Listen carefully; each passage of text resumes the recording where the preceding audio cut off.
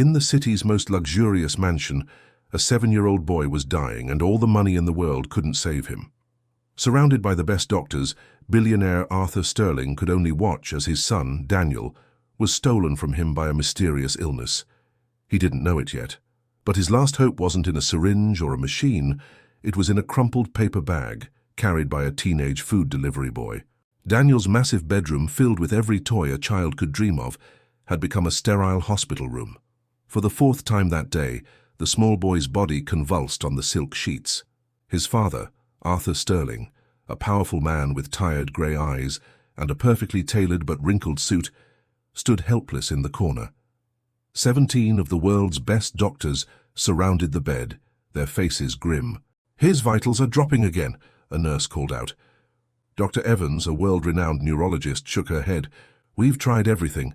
Anti-seizure medication, steroids. Nothing works. It's as if his body is being poisoned, but every test comes back clean." "Then run them again," Arthur roared, his voice cracking. "You are the best. Do something." But they had nothing left to do. The silence was broken only by the frantic beeping of machines and a father's choked sobs. Just then the bedroom door creaked open. A teenage boy, about 17, stood in the doorway. He was wearing a simple food delivery uniform, his name tag reading Leo. He held a small crumpled paper bag, his eyes wide with a strange mix of fear and determination. "I can help him," Leo said, his voice barely a whisper but cutting through the tension. A security guard immediately moved towards him. "Sir, you need to leave now." "Wait," Leo pleaded, holding up the bag. "My grandmother, she taught me. This isn't a normal seizure. His body is trying to fight something off. I think I know what can help." Dr. Evans was about to dismiss him as a cruel prankster. But then Daniel's body arched in another violent seizure, his lips turning a frightening shade of blue. They were out of time and out of options. "Let him try," Arthur whispered, desperation in his eyes. "Please, just let him try." Leo rushed to the bed. With surprising confidence, he crushed a handful of dried herbs from his bag, mixed them with a glass of water, and gently lifted Daniel's head. "This will help his body fight the toxin," he explained, carefully administering the mixture. He then placed his hands on pressure points on Daniel's neck and wrists, ancient techniques his grandmother Elena had taught him. For a long moment, nothing happened. The doctors exchanged doubtful glances. Then, miraculously, the convulsions began to slow. Daniel's breathing steadied. Color returned to his cheeks. Within 2 minutes, the seizure had completely stopped. The room was silent save for the steady, calm beep of the heart monitor. The doctors stared at Leo as if he had performed magic. "Do you believe that ancient wisdom can sometimes be more powerful than modern science? Let us know with a yes in the comments if you believe in the power of tradition." What did you do?" Dr. Evans asked in disbelief. "My grandmother was a healer in a small mountain village," Leo explained, his own hands now shaking. "She taught me that some illnesses don't show up in blood tests. They come from the environment, building up slowly until the body can't fight anymore." Dr. Evans's eyes widened. "Environmental toxins. We were so focused on his blood work, we never considered it." "We need to find the source," Leo said. "It must be something he's exposed to every day. Something new that was brought into the house around the time he first got sick."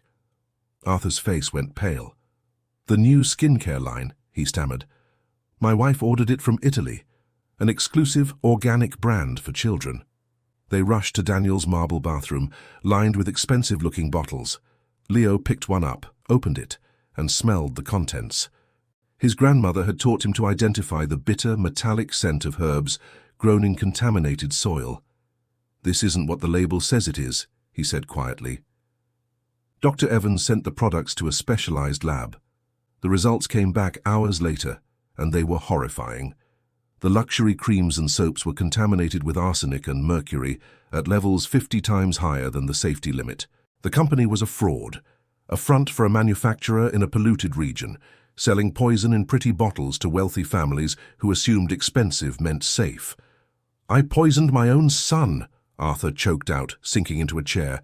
"I paid thousands to poison him." "You didn't know," Leo said gently. "You were trying to protect him. The people who sold you lies are the ones to blame." In the following week, as all the contaminated products were removed, Daniel made a full recovery. Leo stayed at the mansion to monitor him, teaching the family about the simple, natural remedies his grandmother had taught him. Arthur watched the teenage boy who had more wisdom and integrity than anyone he had ever met. On Leo's last day, Arthur called him into his study. "Leo, you saved my son when all my money and power failed. You have a gift. I want to pay for your entire medical school education." Leo was speechless, tears welling in his eyes. "But in return," Arthur continued, "I want you to promise me that when you become a doctor, you will combine the best of modern science with the ancient wisdom you hold. Promise me you will never forget that healing can come from the simplest of places." "I promise," Leo whispered. Arthur smiled. "Good, because my lawyers have shut down that fraudulent company, but we found they sold products to over 300 other families. I am creating a foundation to help them, and I want you to be a consultant. We will teach the world what you taught me."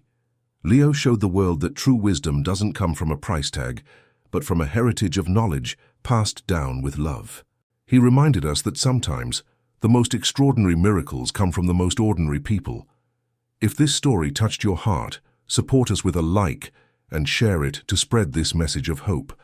And to continue hearing stories that inspire the soul, subscribe and join our family. We'd love to have you here. In our next story, we'll see what happens when a poor janitor finds a winning lottery ticket, but discovers it belongs to a cruel boss who just fired him. Don't miss it. Thank you for being part of this community. Until the next story.